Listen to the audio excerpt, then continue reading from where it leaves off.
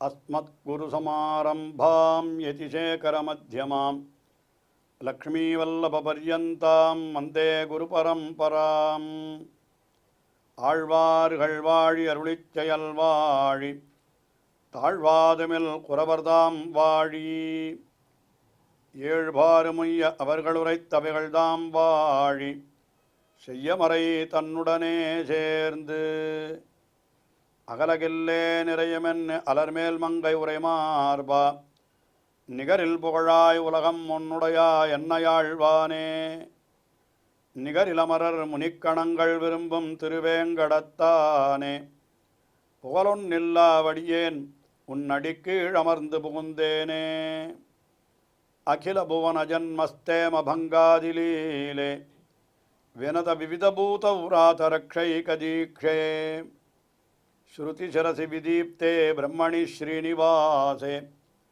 பவது மம பரஸ்மின் சேமுஷி பக்திரூபா श्रीमान् वेङ्कटनाथार्य कवितार्किककेसरी वेदान्ताचार्यवर्यो मे सन्निधत्तां सदा हृदि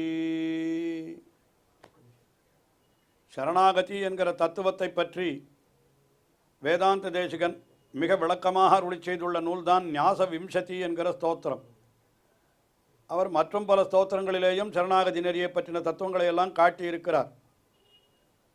ஏற்கனவே அடியேன் தெரிவித்தது போல சரணாகதி தீபிகாவிலும் சரி, ஞாச தசகத்திலும் சரி, ஞாச திலகத்திலும் சரி அவர் சரணாகதியினுடைய தத்துவங்களை அங்கே அருளி செய்திருக்கிறார். அவற்றையெல்லாம் நாம் அனுபவித்தோம். ஆனாலும் இந்த ஞாச விம்சதி என்கிற ஒரு கிரந்தம் இதில் வேறு விஷயங்கள் எதையும் தெரிவிக்காமல் சரணாகதியினுடைய தத்துவங்களை மட்டுமே தெரிவிப்பதற்கு என்று அருளி செய்திருக்கிறார். இதில் மிகவும் உயரிய அர்த்தங்கள் தெரிவிக்கப்படுகின்றபடியினாலே இதற்கு வேதாந்த தேசிகனே இதற்கு சம்ஸ்கிருதத்திலேயே ஒரு வியாக்கியானமும் அருளி செய்திருக்கிறார் என்பது கொண்டே இந்த ஸ்தோத்திரத்தினுடைய ஒரு சிறப்பை நாம் அறிந்து கொள்ளலாம்.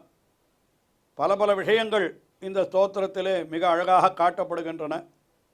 அதிலே இப்பொழுது நாம் 10வது ஸ்லோகத்தை அனுபவிக்கிறோம். இந்த 10வது ஸ்லோகத்திலே என்ன தெரிவிக்கப்படுகிறது என்னால், சரணாகதி நெறி என்கிறதும் கூட பக்தி யோகத்தைப் போல ஒரு சாதனம். அதாவது எப்படி பக்தி யோகம் என்கிறது எம்பெருமானை அடைவதற்கு ஒரு சாதனமாக சொல்லப்படுகிறதோ அதுபோல இந்த சரணாகதி என்கிறதும் ஒரு உபாயம், தனிப்பட்ட உபாயம்.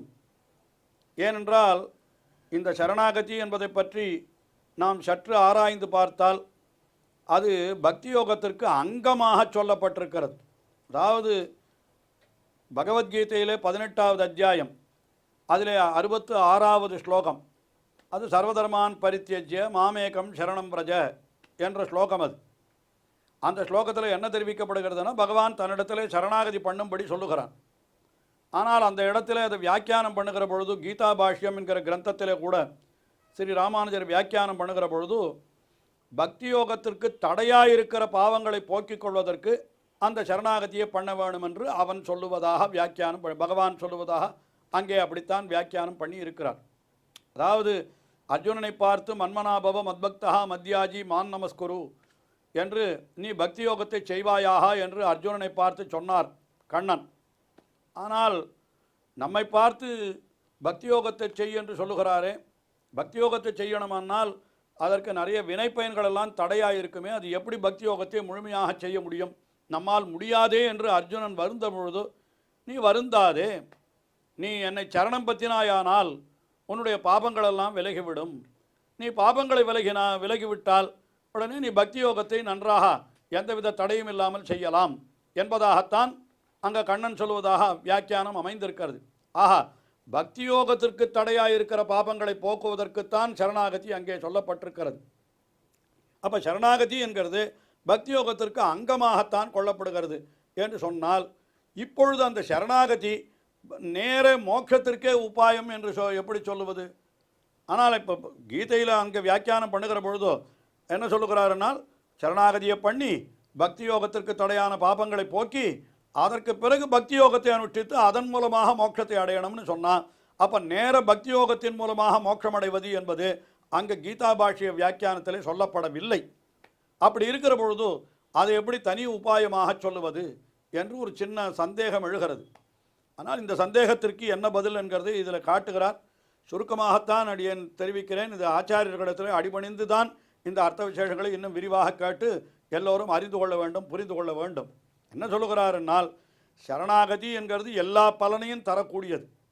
அது பக்தி யோகத்திற்கு தடையாக இருக்கிற பாபத்தையும் போக்கும், நேராக மோட்சத்தையும் கொடுக்கும்.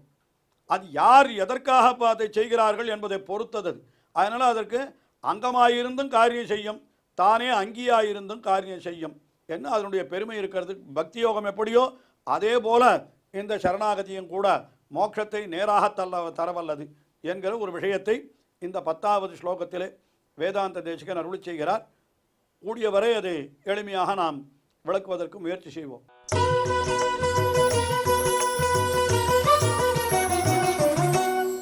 நானா சப்தாதி பேதாதி து கதயதா சூத்திரகாரேண சம்யக் ஞாசோபாசே விபக்தே யஜனஹ வனவத் சப்தபேதாதபாக்தாத் ஆக்யா ரூபாதிபேதः ஸ்ருத இதரசம கிஞ்ச பின்னோதிகாரः சீக்கிரப்பிராப்தியாதிபிஹ ஸ்யாத் ஜகுரிதி ச மதூபாசனாதௌ வியவஸ்தாம். அதாவது நானா சப்தாதி பேதாத் என்று அது ஒரு சூத்திரம் அமைந்திருக்கிறது பிரம்மசூத்திரத்தில். அதாவது அந்த இடத்துல பிரம்மசூத்திரத்தில் என்ன ஆகிறது என்றால் அது ஒரு குறிப்பிட்ட பிரகரணம். அது அந்த இடத்துல குறிப்பிட்ட விஷயங்களை விசாரிக்கிற இடம். அது அந்த இடத்துல என்ன சொல்லி இருக்கிறார்னு கேட்டால் அவர் சூத்திரக்காரர் காட்டுறார். இப்போ அங்கே சத்வித்யை, தகர வித்யை, உபகோசல வித்யை என்று பல பல வித்யைகள், அதாவது ஒவ்வொரு வித்யையும் ஒரு உபாசனம். அதெல்லாம் எல்லாம் சத்வித்யை என்கிறதும் உபாசனம் தான், தகர வித்யை என்கிறதும் உபாசனம் தான், உபகோசல வித்யை என்கிறதும் உபாசனம் தான், வைஸ்வானர வித்யை என்கிறதும் உபாசனம் தான், எல்லாம் உபாசனம் தான். ஆனால் அதில் என்ன வித்தியாசம்னு கேட்டால், ஒவ்வொரு வித்யைக்கும் எம்பெருமானை தியானிக்கிற பொழுதோ ஒரு குறிப்பிட்ட குணத்தோடு கூடியவனாக அவனை தியானிக்க வேண்டும். அதாவது சத்வித்யைக்கு ஏதோ எம்பெருமான் ஒரு குணத்தோடு கூடியவன். ஆனால் இந்த தகர வித்யை என்று வருகிற பொழுதோ வேற ஒரு குணம் வரும் எம்பெருமானுக்கு. அந்த குணத்தோடு பகவான்கிறவன் எப்பொழுதும் எல்லா குணங்களோடும் கூடியவனாகத்தான் இருக்கிறான். ஆனால் இந்த வித்யையில் இவனை தியானிக்கிற பொழுது இந்த குணத்தோடு கூடியவனாக மட்டும் அவனை தியானிக்கணும். இன்னொரு வித்யையில் அந்த குணத்தோடு கூடியவனாகத்தான் தியானிக்கணும் என்று சொல்லி இருக்கிறது. ஆனால் இப்படி எல்லாம் உபாசனம், எல்லாம் குணத்தோடு கூடியவனாகத்தான் எம்பெருமானை உபாசிக்கணும். அதனால் எல்லாம் ஒன்றுன்னு சொல்லிவிடலாமான்னு கேட்டால் அது எல்லாம் ஒன்றும் கிடையாது, எல்லாம் தனித்தனியாக வெவ்வேறு. அதுக்கு தான் சொல்கிறேன் நானா சப்தாதி பேதாத் என்று. ஒவ்வொரு எல்லாம் சொல்லி இருந்தாலும் கூட அந்தந்த குணத்தோடு கூடியவனாக மட்டும் அவனை உபாசிக்கிறபடினாலே இந்த வித்யைக்கும் அந்த வித்யைக்கும் ஒரு வேறுபாடு உண்டு என்று இப்படியெல்லாம் சொல்லி இருக்கிறது. அதுதான் அந்த நானா சப்தாதி பேதாத் என்று வெவ்வேறு சொற்கள், வினை சொற்கள் இருக்கிறது கொண்டு அப்படி நாம் அர்த்தம் கொள்ள வேணும் என்று அந்த இடத்துல வேதவியாசர் அப்படி காட்டியிருக்கிறார். அதை பார்க்கிற பொழுது இது ஞாச வித்யை என்று கொள்ள வேண்டும். அந்த எப்படி சத்வித்யை, உபகோசல வித்யை, வைஸ்வானர வித்யை என்று கொள்கிறோமோ அதுபோல இது ஞாச வித்யை. இந்த ஞாச வித்யையில் எம்பெருமானே ரட்சகன் என்று அவனை முன்னிடுகிறது என்று சொன்னால் அதில் ஏதோ குணங்களை முன்னிடுகிறா போல இதிலும் எம்பெருமானை நீயே எனக்கு ரட்சக வாய் என்று முன்னிட்டு கொண்டு பண்ணுகிறபடியினாலே இதுவும் ஒரு வித்யையாக கொண்டால் அப்போ என்னன்னா அந்த வித்யைகளெல்லாம் எப்படி தனித்தனி வித்யைகளாக அவைகள் நேரே அந்த மோட்சத்திற்கு சாதனமாகிறதோ அதுபோல இந்த ஞாச வித்யையும் நேரே மோட்சத்துக்கு சாதனமாகிறது என்று அத்தை சொல்லுகிறார். அதற்கு மேலே அதாவது நானா சப்தாதி பேதாத் என்று அந்த விஷயத்தை எடுத்துக்கொண்டார். நானா சப்தாதி பேதாத் இதி து கதயதா சூத்திரக்காரேனா, எப்படி அந்த சூத்திரக்காரரான வேதவியாசராலே அது சொல்லப்பட்டிருக்கிறதோ அதுபோல ஞாச உபாசே, ஞாசம் என்கிறது சரணாகதி, உபாசனம் என்கிறது பக்தி யோகம், இதற்கு கூட வேறுபாடு உண்டு என்று சொன்னார். அதுக்கு மேலே யஜனஹ வனவத்து என்று சொன்னார். சப்தபேதாத் அபாக்தாத் யஜனஹ வனவத்துன்னு. இப்போ யஜனம், யஜ்ஞம் என்று ஒன்று சொல்லுகிறோம், ஹவனம் என்று ஒன்று சொல்லுகிறோம், இன்னும் கூட இஷ்டி, கிரது என்று பல பெயர்களால் ஹோமம், யாகம் என்று இப்படியெல்லாம் தெரிவிக்கிறார்கள். இந்த ஹோமம் என்கிறது வேறு, யாகம் என்கிறது வேறு, இஷ்டி என்கிறது வேறு, கிரது என்கிறது வேறு, எல்லாம் வேறு வேறு தான். ஆனால் எல்லாம் என்ன, ஒரு அக்னியை மூட்டி அதில் நெருப்பை இட்டு நாம் பண்ணுகிற விஷயம்தான் என்று பொதுவாக நினைத்து கொண்டு விடுகிறோம். ஆனால் அது அல்ல, அதற்கெல்லாம் வேறுபாடுகள் உண்டு. அது எப்படி வேறுபாடு உண்டோ அதுபோல இங்கே பக்திக்கும் பிரபத்திக்கும் கூட வேறுபாடு உண்டு என்று அதை நாம் கொள்ள வேணும் என்று இப்படி சொல்கிறார். ஆனால் இது ரெண்டும் பிரித்து கூறப்பட்டிருக்கிறது என்று சொன்னார். அதுக்கு மேலே இன்னும் ஒரு விஷயம் என்ன சொல்கிறாருன்னா, இதில் கூட என்னன்னா சீக்கிர பிராப்திராதிபிகி, ஏன்னா இதுக்கு அதிகாரிகளும் பேதம். இப்போது ஒவ்வொன்றுத்துக்கும் அதிகாரி பேதமும் உண்டு. அந்த இடத்துல ஒரு காரியத்தை செய்கிற பொழுது இந்த அதிகாரி தான் இதை செய்யலாம், இந்த அதிகாரி தான் இதை செய்யலாம் அப்படின்னு இருக்கிறது. ஆனால் இங்கேயும் கூட சீக்கிர பிராப்தி, உடனே அடைய வேண்டும் என்கிற ஒரு துடிப்பு இருக்கிறவன் இந்த சரணாகதியை செய்கிறான், மற்றவன் வேறொரு உபாயத்தை செய்கிறான் என்றெல்லாம் பார்த்தா அப்போ தகுதியும் வேறாக ஆகிவிடுகிறது. அதுபோல் என்ன சொன்ன கடைசியில் மது உபாசனாதோ வியவஸ்தாஞ்ச ஜகுஹு என்று மதுவித்யை என்று, அதான் மதுவித்யை உபகோசல வித்யை என்று பல வித்யைகள் சொல்லப்பட்டிருக்கிறது. அதுபோல் இங்கேயும் நாம் கொள்ள வேண்டும் என்றெல்லாம் காட்டியிருக்கிறார். அதனால் என்ன இதில் முக்கியமாக சொல்லப்பட்ட விஷயம் என்னன்னு கேட்டால், இப்போ கீதா பாஷ்யத்தில் இதை பிரபத்திக்கு, அதாவது பிரபத்தி என்கிறது பக்தி யோகத்திற்கு அங்கமாகத்தான் இங்கே வியாக்கியானம் செய்யப்பட்டிருக்கிறது. அதில் ஒன்றும் சந்தேகமில்லை. ஸ்ரீ ராமானுஜர் கீதா பாஷ்யத்திற்கு அவரே எழுதின வியாக்கியானத்திலேயும், அதாவது பக்தி யோகத்திற்கு தடையாக இருக்கிற பாபங்களை போக்கிக் கொள்வதற்கு அது பிரபத்தியை அனுஷ்டித்தல் என்று அதைத்தான் இங்கே காட்டியிருக்கிறார் என்கிறது உண்மைதான்.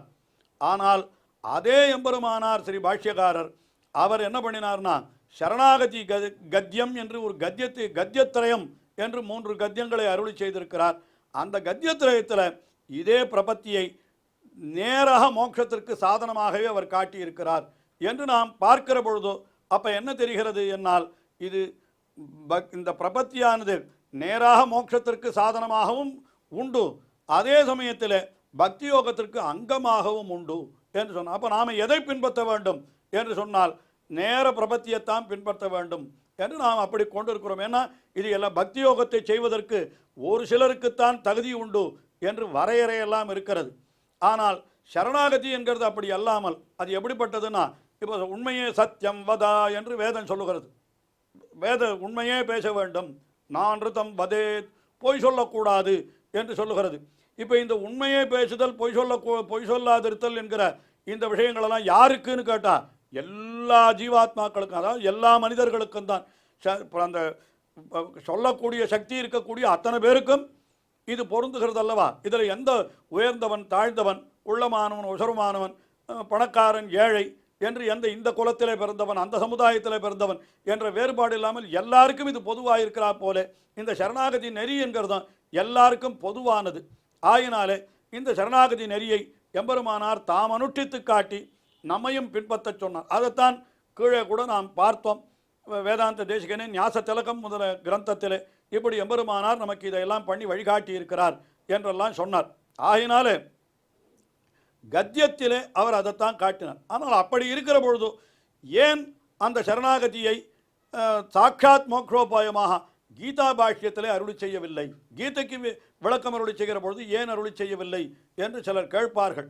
அதற்கு விடையை வேதாந்த தேசிகன் அவரே காட்டியிருக்க அந்த கீதா பாஷ்யத்திற்கு அவர் ஒரு விளக்கம் அருளி செய்த தாத்பரிய சந்திரிகை என்கிற இடத்துல அதை காட்டுகிற பொழுது அவர் என்ன காட்டுகிறார் என்னால், ஆர்த்தோபச்சந்தனந்து கத்யம் பாஷ்யந்து பரரஞ்சனம் என்று காட்டியிருக்கிறார். ஏனென்றால் அது கர்மயோக ஞானயோக பக்தி யோகங்களிலே மட்டுமே ஸ்ரத்தை கொண்டவர்கள், பிற மதத்தவர்கள், அதாவது பிற மதத்தவர்கள் என்றால் அத்வைத்தம் முதலான மதத்தை சேர்ந்தவர்கள், அப்படிப்பட்டவர்களோடு வாதம் செய்கிறபடியினாலே அவர்களுக்கு இதில் ஒரு ருச்சி ஏற்பட வேண்டும் என்பதற்காக அவர் என்ன பண்ணினார் என்னால், அந்த அதாவது பிரபத்தியை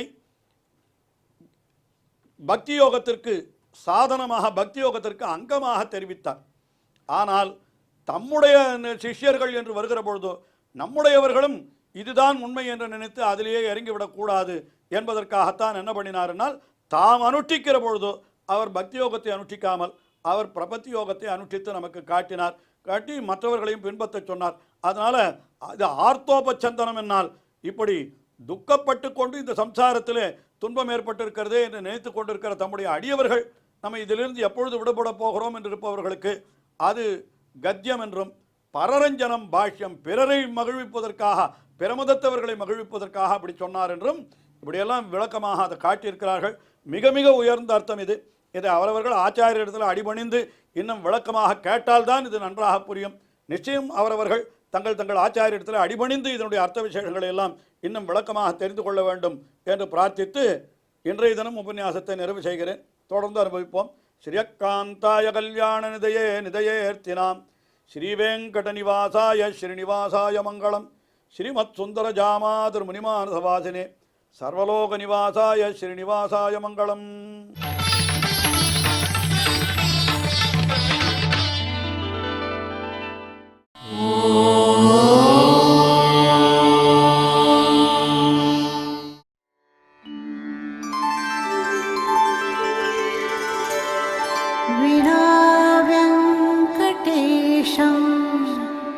ननाथो ननाथः सदा वेङ्कटेशं स्मरामि स्मरामि.